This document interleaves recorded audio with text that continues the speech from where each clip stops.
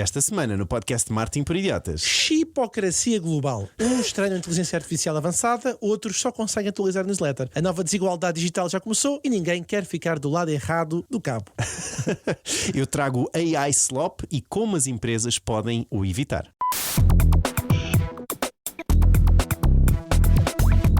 Marketing por Idiotas. Olá a todos, sejam muito bem-vindos a mais um episódio do podcast Marketing por Idiotas. Hoje com o episódio dos temas da semana, o episódio mais longo. Eu, Diogo Abrantes da Silva, com o grande Frederico Carvalho. Olá, olá. Para quem nos ouve, muito obrigado por estarem aqui connosco. Como sempre, eu gosto sempre de agradecer, não é? As pessoas estarem a ouvir, a principalmente se elas derem 5 estrelas. Aí, olha, boa não é? questão, não é? Aí é que é se nos importante estão agradecer. a ouvir e se gostarem, só se gostarem deste podcast, ok? Se não gostarem deste episódio, não deem, também está tudo bem. não faças isso, Diogo. Está tudo bem. Ao próximo episódio. E se gostarem do próximo episódio, aí dão Mas uma review. este é conta.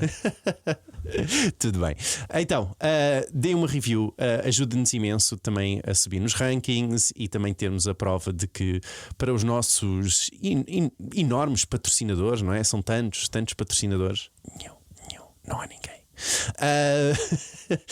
A ter essa relevância. Enfim, sem mais demoras, Fred, queres ir primeiro ou vou eu? Não, és tu. É fundamental que se fale deste tema. Então vamos a isto. Então, esta semana o tema que eu trago é sobre o AI Slop, ou, em português, a trampa de inteligência artificial ou a porcaria de inteligência artificial. O que é que preferes? A gente chama. Qual é que tu preferias? Trampa ou porcaria? Trampa. Sim? Também podemos ir por AI Slop, se quiseres. Vai lá. Vai Slop? É mais em inglês, sabes que nós somos. Sabes o que é o AI Slop? Vi o mesmo episódio que tu viste. Viste? Por acaso foi engraçado que eu vi depois, quando entrei no grupo do WhatsApp, vi que tu colocaste lá. Pensei, Sim. Achei super eu gosto imenso de John Oliver. Mas quem nos está a ouvir e não sabe, vou falar então um pouco sobre isto. Então, o AI Slop é um novo spam da era da inteligência artificial, ou seja, é conteúdo gerado por inteligência artificial em massa, que é sobretudo em imagens ou vídeos, e são criados de uma forma barata, rápida, com o único objetivo de atrair cliques, visualizações e interações sem valor real, contexto ou veracidade. Ou seja, não são reais, não é? Este tópico veio do último episódio do Last Week Tonight com o John Oliver e queria falar um pouco sobre isto e qual o papel das empresas relacionado com isto. Então, um exemplo de AI Slop que eu acho que todos se vão recordar é aquele vídeo do Papa Francisco, que eu acho que muitos de nós vimos, não é? O Papa Francisco, depois de ele morrer, a voar no céu com Jesus Cristo, a tornar a água em vinho. Não sei se te recordas, Fred, recordas-te disto? Também viste, não é? Então este vídeo obteve mais de 25 milhões de visualizações só no post original do TikTok, não contando com todas as contas que fizeram download desse vídeo e republicaram por outros canais, seja no YouTube, seja no Instagram Reels, etc. Portanto, eu estimo mais ou menos uns 50 milhões de visualizações no mínimo para este vídeo. O vídeo também, como sempre, fica em marketingporidiotas.pt. Os vídeos, estes vídeos realistas e com contextos alterados, não é? Como os vídeos mais recentes de explosões que são atribuídas e causadas supostamente no Irão ou na Ucrânia, também, que vem espalhar um pouco desta desinformação, mas que igualmente são gerados com inteligência artificial. Mas estes vídeos também têm milhões e milhões de visualizações e o John Oliver, por exemplo, faz um ótimo trabalho a expor vários destes vídeos. E penso que todos nós também já vimos exemplos deste tipo de conteúdo de uma forma ou de outra, e tem vários casos também neste episódio então do John Oliver. Também deixo o link em marketingporidiotas.pt ou no guião deste episódio. A verdade é que este tipo de conteúdo não acaba por não ter um benefício, não é? E acaba por nos encher os feeds de possível desinformação, roubo de trabalhos artísticos, porque ele muitas vezes se baseia em outros trabalhos de outros artistas para criarem esta realidade aumentada, entre aspas. Ou mesmo esta questão do problema que é identificado no Pinterest, onde grande parte dos posts já são criados por inteligência artificial e as pessoas não sabem exatamente o que é que poderá ser real ou não. E o Pinterest, que era aquele local onde nós íamos buscar ideias do que é que poderia ser a nossa sala, o que é que poderia ser, não sei, uma caixa bonita que deveria fazer, ou que eu poderia fazer, de repente deixa de perder perde aliás essa relevância, porque não é real a informação que lá está, não é? As imagens que lá está. E agora o Fred questiona, e bem. Mas, Diogo, o que é que isto tem a ver com as empresas? Eu gosto sempre destes roleplays. Boa questão, Fred. Então, o que é que isto tem a ver com as empresas? Eu não sei se vocês têm notado, mas cada vez mais as empresas estão a usar também a inteligência artificial para gerar conteúdos. Existem imensas imagens criadas já com a inteligência artificial de posts de várias marcas nas redes sociais, principalmente quando foi no dia 1 de Abril, não é? O dia das mentiras, onde a inteligência artificial foi rainha, não é? Temos o exemplo da Sagres, que criou uma cerveja à temperatura ambiente, e a imagem parece inteiramente criada por inteligência artificial, como muitos outros. Isto é só um exemplo de muitos outros, e não é identificado como tal. Ok? Isto também é interessante dizer, não é? Mas há muitas outras contas de redes sociais, e na verdade estas contas têm imensa pressão para gerar conteúdo e interações, não é?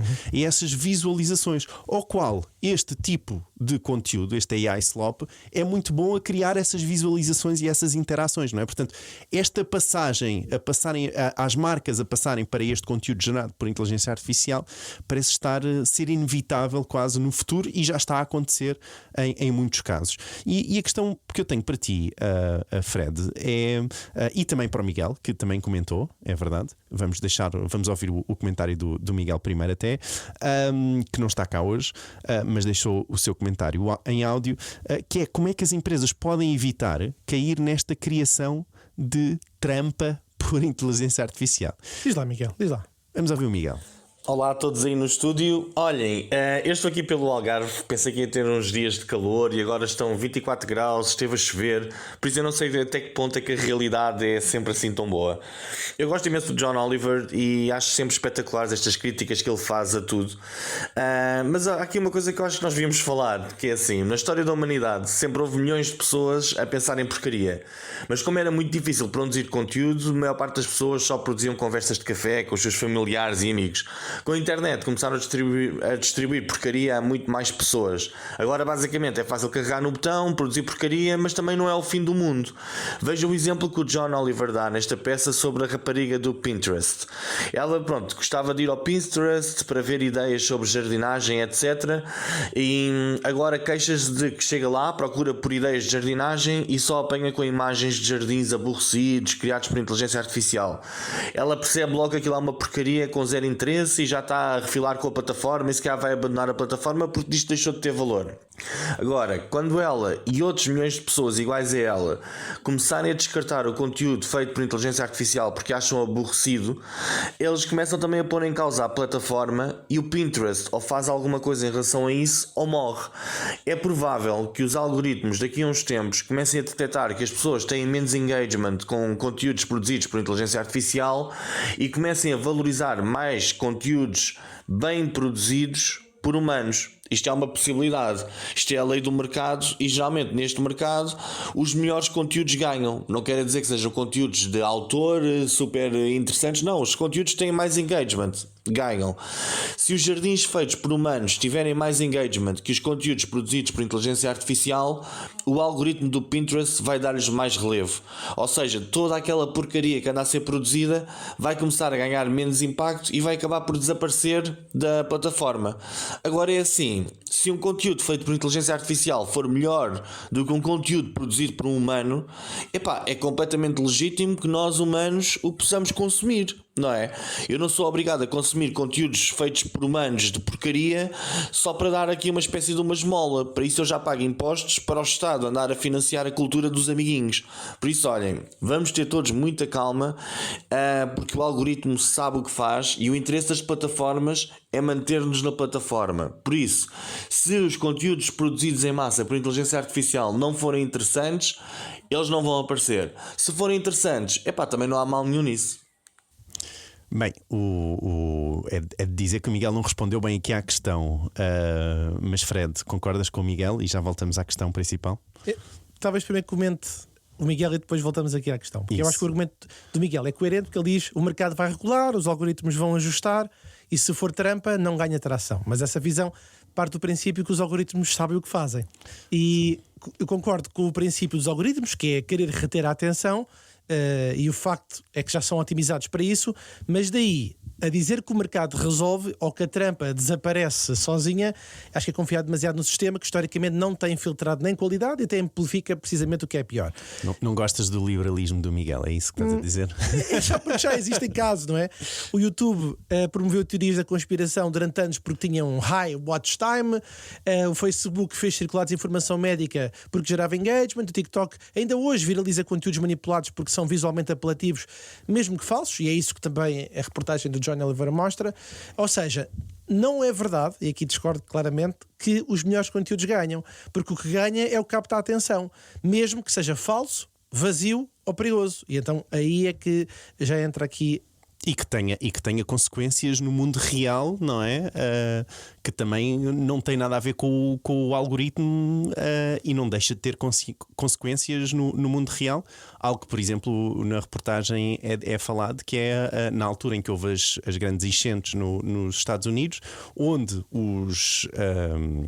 Não me recordo, mas não são os bombeiros, mas lá a Segurança Civil utiliza as redes sociais para perceber onde é que as pessoas estão e ver se há alguma coisa que podem ajudar, e que não conseguiram fazer isso porque aquilo estava inundado de conteúdo com inteligência artificial e não conseguiam perceber o que era real e o que é que não era, porque esse conteúdo não estava identificado como sendo de inteligência artificial. Portanto, esse é engraçado, os algoritmos resolvem, mas fuck da plataforma, não é? Temos o resto do mundo que também é muito mais importante. E eu quero tocar no segundo ponto das empresas, mas fizeste lembrar agora de uma sinapse de duas coisas. Já saiu uma reportagem há uns tempos, na 60 Minutos, sobre mães que infelizmente as suas filhas se suicidaram fruto da pressão das redes sociais, portanto, e da constante informação que lá passa, que muitas vezes não é replicável, aquilo que é os filtros e todo esse contexto, e depois o sistema judicial. Mas pronto, mas vamos só ficar naquilo que o Miguel disse. Isso. Só que o Miguel disse. No liberalismo. Não, mas aqui o ponto é que, ok, do ponto de vista das empresas, se não forem intencionais, eu acho que vão acabar por alimentar o tal AI slop sem se aperceberem. Porquê? Porque têm pressão para publicar todos os dias, como tu reforçaste no teu conteúdo, porque há ferramentas que geram 20 posts em 3 segundos. Claro. Porque os diretores pedem mais alcance, mais criatividade, com aquilo que é o típico, menos budget. Então como é que evitamos? Portanto, eu acho que aqui, se não houver a tal consciência, a tal curadoria que tu referias no final do teu conteúdo, eu acho que as marcas vão realmente começar a usar a inteligência artificial para produzir conteúdo, e coisas que não representam nem a sua voz, nem os seus valores, e o problema deixa de ser se é o Pinterest, se é o TikTok, se é a ferramenta A, B, C, mas o enfraquecimento geral da marca, da confiança, que é algo que eu depois tenho aqui, preparei aqui uns conteúdozinhos, uns dados que eu fui pesquisar para sustentar. Porque neste momento só queria dar aqui um contra-argumento, uma reflexão adicional para os nossos ouvintes, porque eu acho que realmente quem utilizar a inteligência artificial para produzir o conteúdo, que é o que vai acontecer, pelo menos tem que garantir que publica com propósito, não é? Com algum contexto e, acima de tudo, com supervisão humana, que é para não perder a confiança a longo prazo. Sim. Mas o que é que tu achas que estão aqui Não, primeiro deixa-me só a dizer que também o Miguel não está aqui para se defender. Melhor ainda? Podemos dar. Não, mas acho que de qualquer das formas agradecer ao Miguel pelo seu feedback. Acho que é uma perspectiva também a ter esta questão dessa liberalização e deixa as plataformas se autorregularem, que eu não tenho certeza, até porque a não interação é muito mais fácil de medir do que a interação. Funcionou sempre mal, por isso é que eles estão sempre nos bancos dos réus. Espera, eu acho que estás a retirar eu estou aqui a dar uma frase-chave e eu acho que tu não estás a perceber com esta frase. Este soundbite vou tirar os fones que é para ouvir melhor.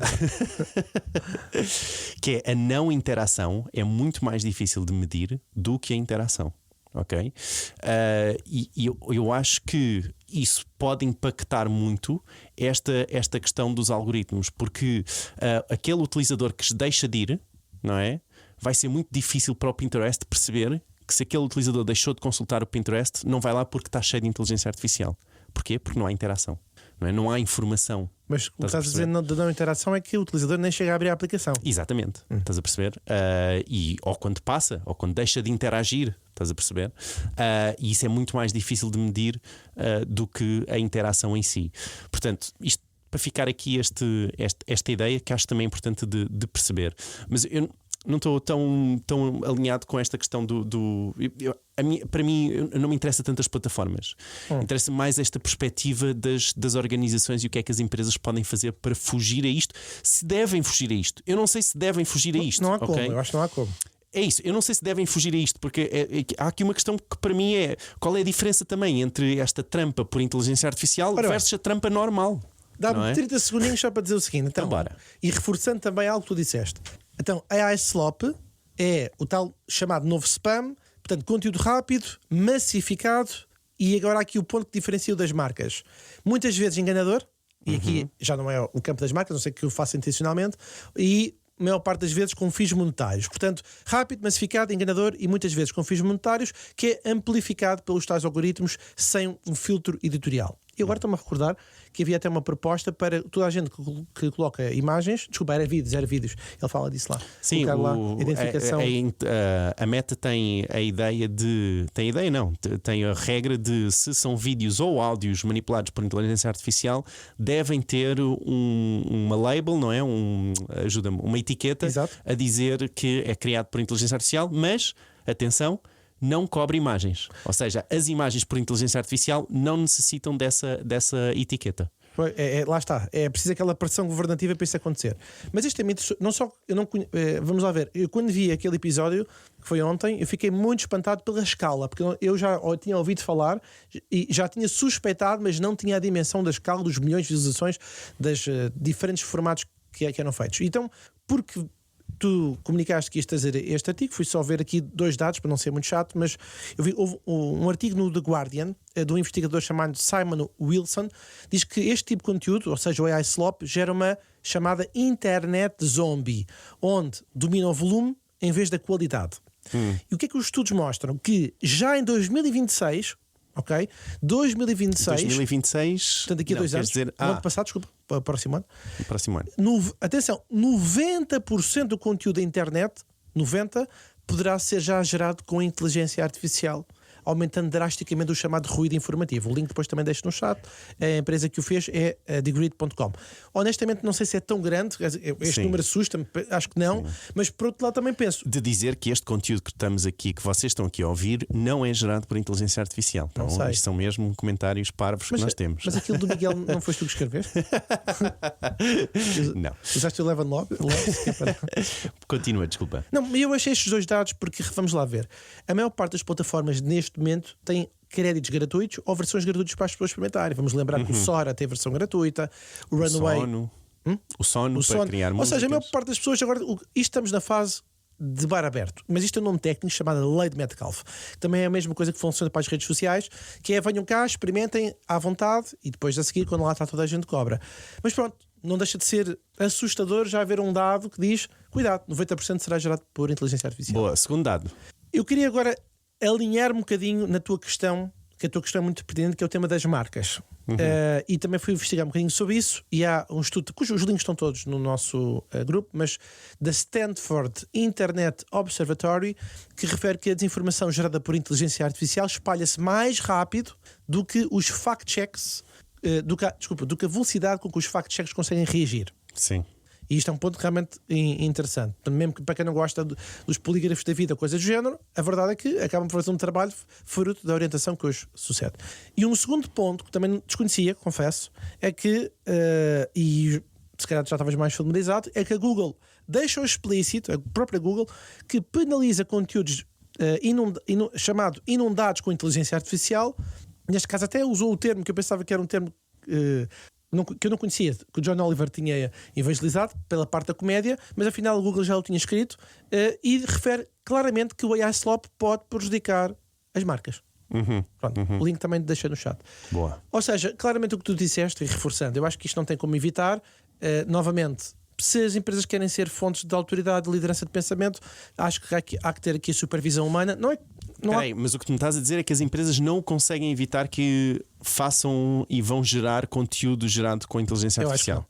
para ser honesto, Ok. eu acho que não, porque aqui a questão não é só usar Então, ou mas não. como é que evitam cair neste AI slop? Ou seja, gera-se conteúdo com inteligência artificial, como também se gerou durante muito tempo posts e gera-se muitos posts com Canvas e com Photoshops, que são imagens manipuladas também, não é? Ou criadas especificamente para as redes sociais.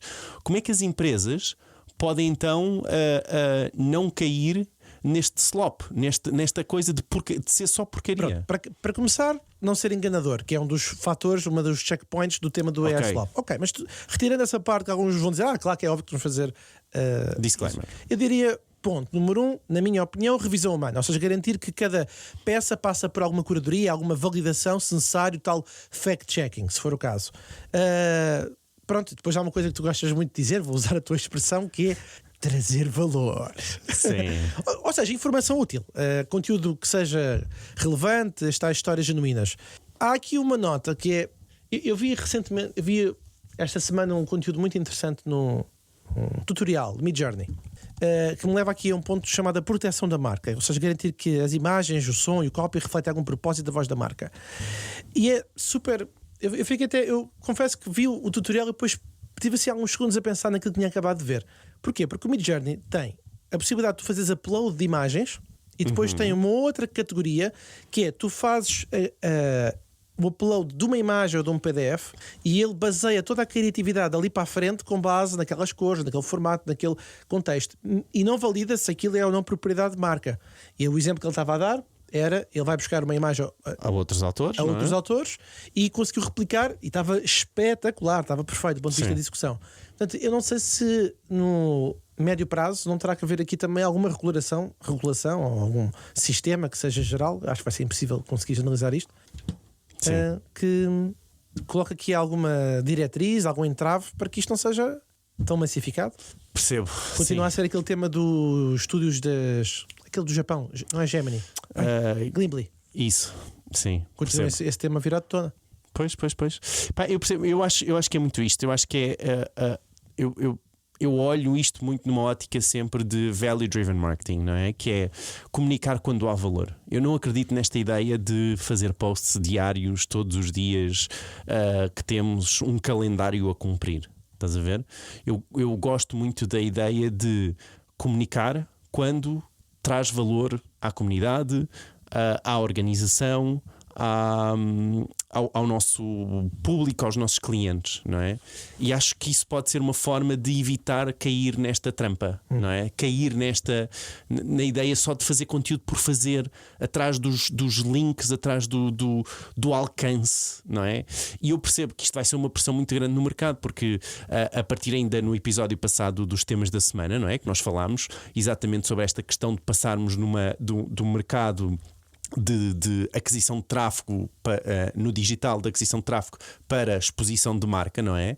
Vai haver uma grande pressão para haver mais exposição de marca e as redes sociais vão sentir essa pressão, ou seja, eu acho que vai haver mais investimento para estas redes sociais nesse sentido de criar uma maior exposição de marca. Portanto, para criar essa exposição de marca, eu acho que vai haver então essa pressão para as marcas criarem mais trampa, mais porcaria com inteligência artificial ou sem inteligência artificial.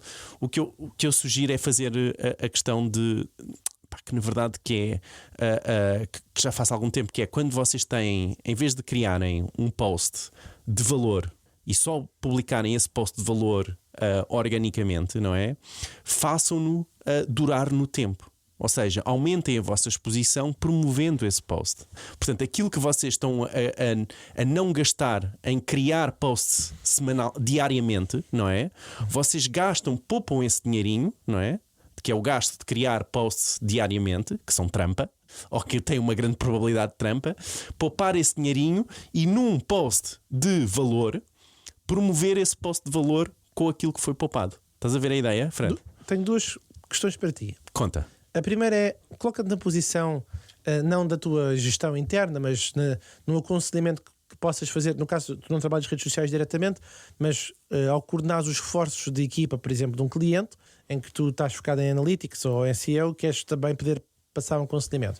E essa estrutura já tem alguma organização. Vamos colocar a hipótese, para não ser muito exagerado, que tem um social media management. Pronto. E pode não ter nem um community manager, pode não ter o social media advertiser, mas tem pelo menos um social media management.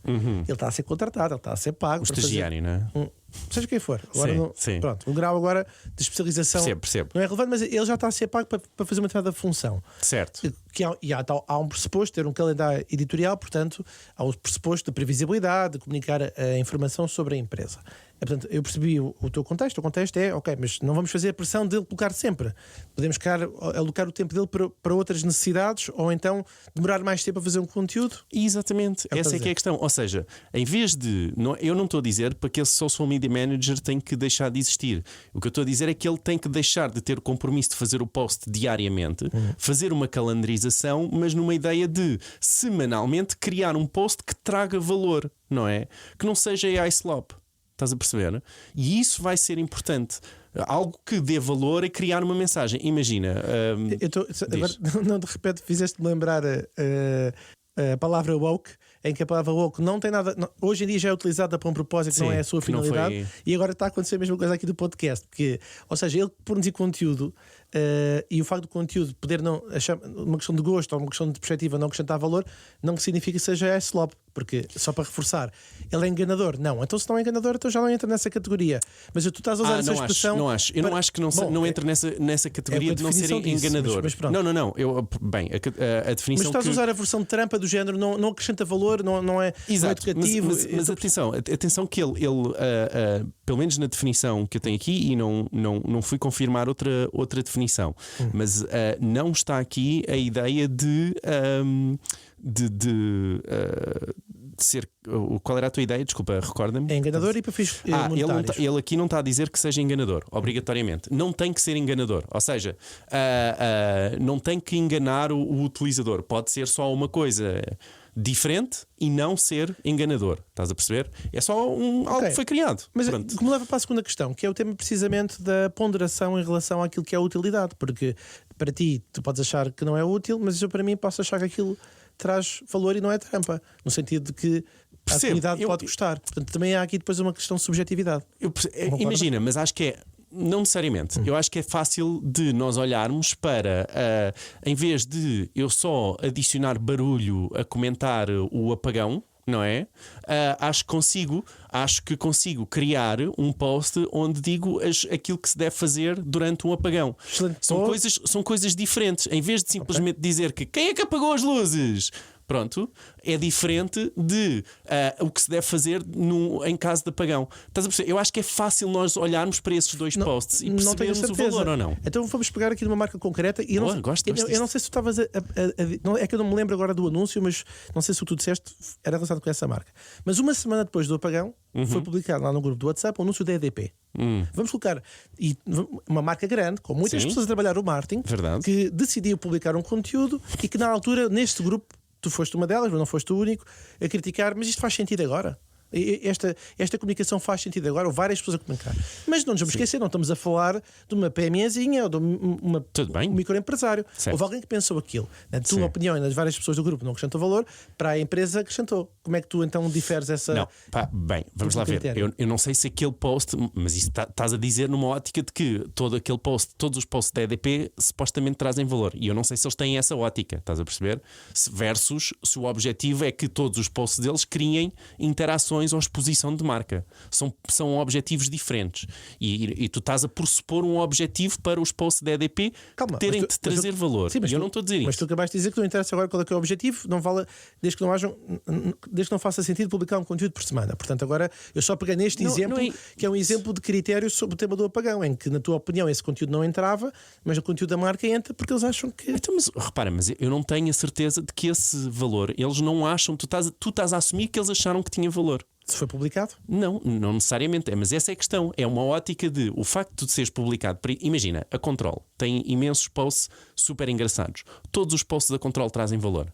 Questão para ti. Mas questão. Foi publicado. Então a marca achou que tinha que comunicar aquela informação. Valor.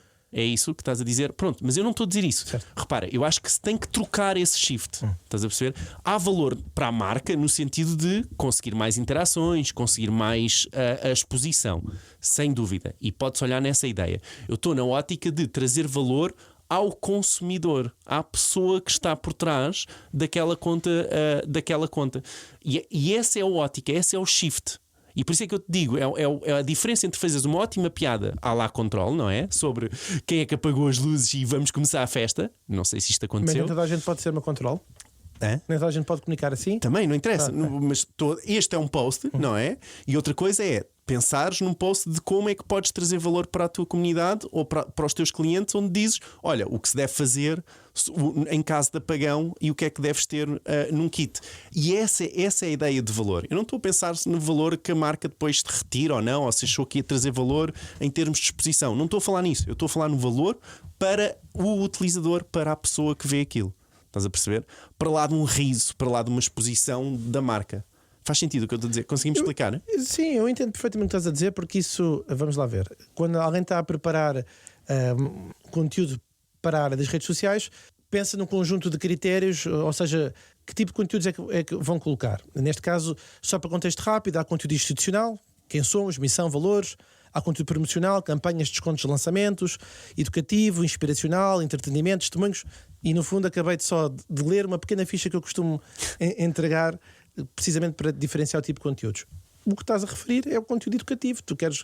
Não, é um repara, dos tipos de conteúdo. Nem isso é verdade, porque até os descontos podem ser um valor podem ter valor para o utilizador. No sentido em que tu estás a pensar no utilizador e o que é que aquele conteúdo estar mais barato pode ser importante para aquele utilizador. Certo. Estás a ver? O meu argumento é a definição de que o conteúdo é ou não é trampa pode ter aqui um grau muito alto de subjetividade.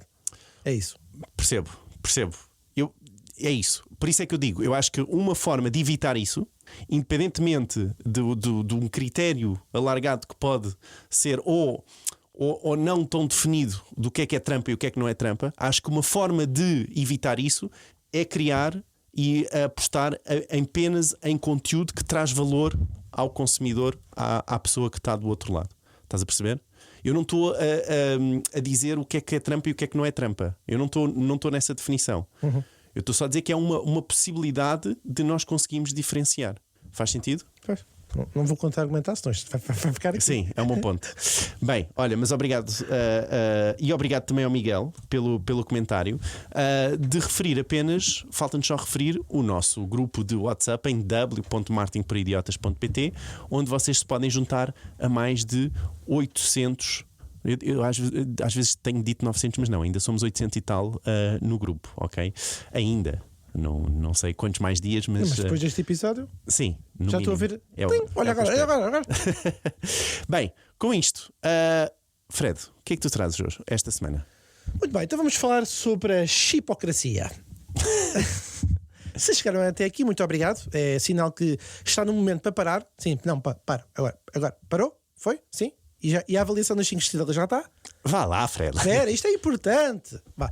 Ora bem, estimados ouvintes, amigo Diogo, não sei se já tentaram ver um vídeo em 4K ou estar a trabalhar na aldeia, no sítio onde não haja internet, e de repente aquilo fica ali a ler, loading, enfim. É frustrante, é lento, dá vontade de tirar o router pela janela.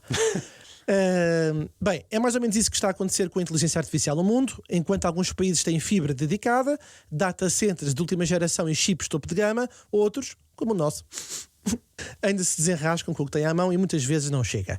Vamos ao cenário atual dos chips e do ouro do século XXI. Em 2012, 33% da população, 2012, lá atrás, tinha acesso à internet. Hoje, 68%. 68% segundo os últimos dados da União Internacional de Telecomunicações, que é quem faz aqui a gestão disto. E nesta jornada, se o petróleo foi o combustível do século XX, os chips de inteligência artificial parecem ser o ouro do século XXI. E o que é preciso ter aqui em consideração? É que apenas 32 países, cerca de 16% das nações, têm instalações com o chamado poder computacional e poucos têm centros de dados especializados em inteligência artificial.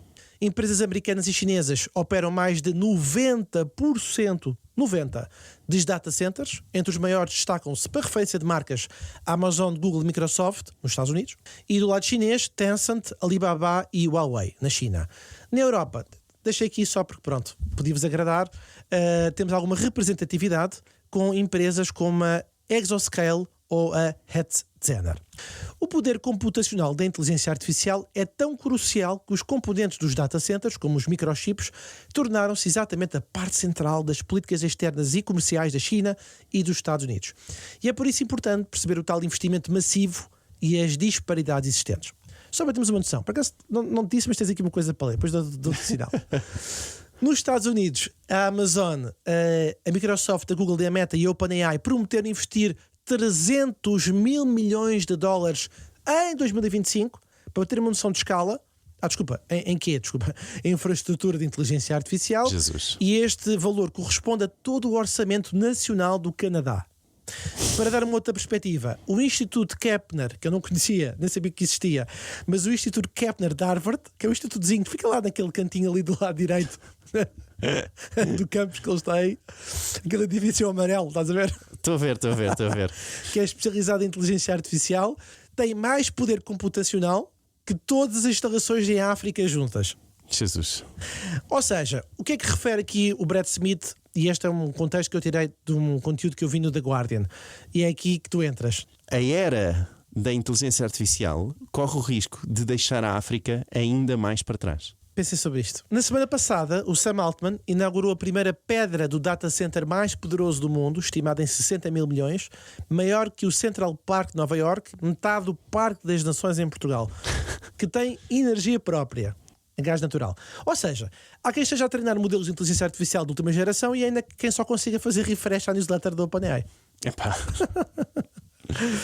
Então porquê que isto vai muito além da tecnologia e porquê que é uma questão de independência estratégica e competitividade económica? Porque sem acesso local, o poder computacional, muitos países e muitas empresas vão ficar reféns de infraestruturas que não controlam, o que me vai levar à questão que dentro de menos vou fazer ao Diogo, porque ele já teve aqui um bocadinho de cheirinho nisto, porque trabalha com marcas internacionais.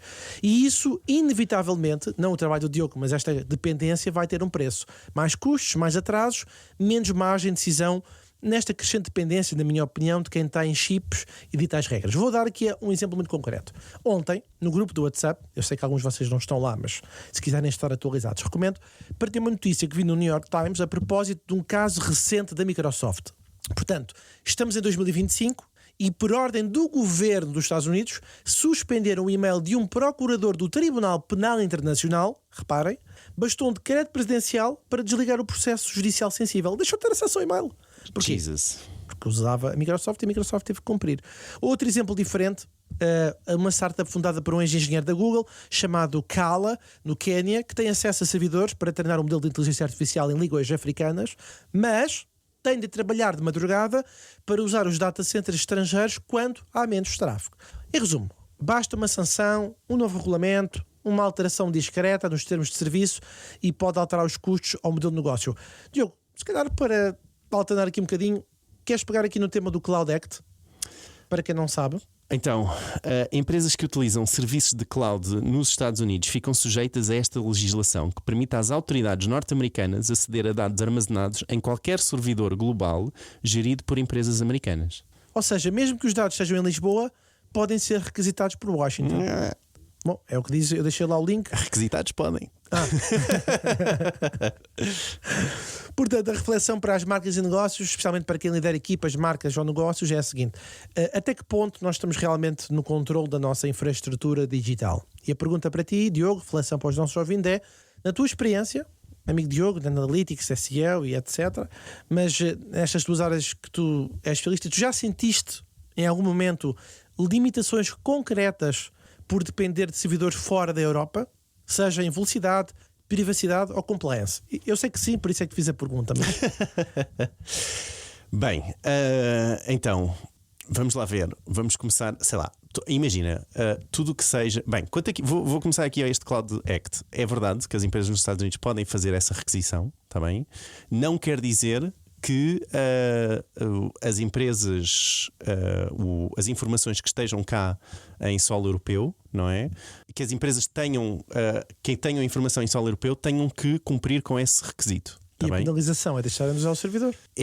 Ou seja, das empresas, a penalização seria algo que se teria que ver mediante a requisição e o não cumprimento dessa requisição, pelo que eu percebo. Mas tu, como empresa e mediante o RGPD, tu não podes estar a enviar informação pessoal para os Estados Unidos. Agora, se há, e aliás, esse foi o grande problema inicial do RGPD, sobre o qual se teve de fazer uma diretiva extra para, que não era bem uma diretiva, mas teve que se reformular um pouco o Digital Service Act. Ok? Não é o Digital Service Act, acho que é o Privacy Shield, se eu não estou em erro. Bem, isto só para dizer que não é assim tão simples, está bem? E depende da informação, e se essa informação é informação privada, pode ser considerada informação privada ou não de um cidadão europeu. Ok? Com isto dito, então, por norma, hoje em dia, tu tens sempre servidores dentro da Europa também. Não é? Muito também por causa do RGPD, tu acabas por ter muitos serviços. O próprio Google Analytics é servido quando tu fazes a inscrição. Se estás a fazer a inscrição de um IP português ou europeu, ele sugere automaticamente que o teu servidor vá para a Europa. Aliás, tu consegues até ver no HIT que a informação que é disputada para o Google Analytics, tu consegues ver mesmo no endereço que é um URL supostamente identificado como europeu, que diz region, que é exatamente para ter a certeza que vai para a região dentro da Europa e não vai para regiões de fora. Ok? Portanto, se eu tive problemas, neste momento não tive problemas no sentido em que, por norma, há sempre uma solução dentro da Europa, não é? Razão pela qual eu uso o Mistral, por exemplo, não é? Tudo o que seja informação... E o Matom também, mas o Matom não tem nada a ver com a Europa porque, quer dizer, tem no sentido em que a informação fica dentro da tua empresa também e dentro do teu servidor, e esse teu servidor, por norma, está dentro da Europa, ok? Até porque não faz sentido tu teres um servidor nos Estados Unidos a servir um website para europeus, ok? Porque há uma latência que pode ser relativamente grande e tu queres evitar que isso aconteça, então por norma há sempre um servidor local, entre aspas, e neste caso os servidores locais ou podem estar na Irlanda, que é um dos grandes polos, ou podem estar no Nederlândia, não sei se agora é o nome. Mas há muita gente que contrata serviços pelo HostGator, como aqui agora a lembrar. Mesmo esses serviços vai ter esses serviços CDN, como esse serviço do HostGator, Bluehost, o que vocês possam pensar, por norma tem sempre um servidor aqui na Europa, sempre, porque não faz sentido estar a servir coisas de fora dos Estados Unidos para aqui, tem demasiada latência. Ok? Então não se faz. É uma prática que já não existe há bastante tempo. Mas em vez ao usar esse exemplo, podemos estar a usar outros exemplos. O tema do Google Drive, do OneDrive, do Apple Cloud, todos eles estão a usar serviços americanos, portanto, com alojamento lá. Que depois tem redundância cá. Certo, alojamento lá e cá. Portanto, e neste caso, em princípio, a ideia é que tanto a Apple e a Google, e houve uma grande movimentação até inicialmente por causa do RGPD, tiveram exatamente esse tema porque tiveram que trazer muita da informação dos europeus para dentro da Europa. Ok? Exatamente para cumprir com o RGPD. Estás a ver a ideia? Portanto, isto só para dizer que, por norma, há sempre um servidor dentro da Europa. Agora, se todas as empresas e todos os serviços têm um servidor dentro da Europa, não sei. Okay? Os de hosting, por norma, têm. Os de Google Analytics, por norma, têm. De serviços cloud, por norma, têm também. Por norma, há sempre um servidor dentro da Europa e que a informação fique dentro da Europa. Isto não afeta toda a desigualdade que é criada, está bem? Tal como não o artigo, mas que agora não me recordo quem é que era o senhor, o Brad Smith, estava a falar, não é? Na desigualdade que é criada mundialmente, como o caso de África, não é? O continente africano. Se 90% do poder computacional está nos Estados Unidos e está na China, queria também perceber como é que tu vês esta concentração das grandes plataformas, como é que isto pode afetar, algo que já se tem falado até a propósito da inteligência artificial, da naturalidade dos dados, dos algoritmos. Que decisões é que isto pode afetar às vezes no marketing digital? Ou nos negócios? Não sei, eu acho que pode haver, no sentido de quereres cumprir, às vezes podes ter em consideração se existe ou não esse serviço do lado europeu. Tivemos um exemplo concreto do caso do X, por exemplo, não é? Esta semana, se outra vez, mais do Elon Musk, que é o facto de ele dizer: não, mas na nossa plataforma não há censura, na nossa plataforma vocês podem fazer o que quiserem. Só que não é? Porque depois tens legislações, tens países, e quando é servido no país tem que servir mediante aquela legislação. Coisas como, por exemplo, o DMA, que obriga o X a cumprir certas leis, e lá está, desde a reportar o número de utilizadores que tem a nível europeu por país. Mas tivemos um exemplo do caso do Zuckerberg e do Elon Musk, que saiu muito noticiado que eles amplificaram o algoritmo para que os conteúdos deles tivessem mais alcance. Daqui, onde é que está a naturalidade? Sim, mas isso aí não implica com nenhuma lei, não há. Isso aí não é. Ainda que não, mas agora, do ponto de vista de lei, não implica, mas do ponto de vista de ético, vamos bater neste tema da naturalidade. Não é neutro, não é? Menino, se fosse do ponto de vista ético, as coisas das redes sociais não há muito a fazer, não é? Está a perceber? Portanto, eu acho que aí há muita coisa ética. Sim, nesse caso, sim, nessa ideia, sim, se tiveres isso em mente, não é? Já para não dizer que no caso da China, não é? Afeta de certeza, uma vez que os conteúdos por lá não passam, alguns tipos de conteúdos dos políticos por lá não passam, a censura prévia. Sim. Muito bem, interessante tema, Fred. Interessante tema. Gente, muito obrigado por terem ficado connosco até ao final deste episódio. Por hoje ficamos por aqui. E já sabem, não se esqueçam de subscrever para terem acesso já ao próximo episódio, que aparece na próxima semana.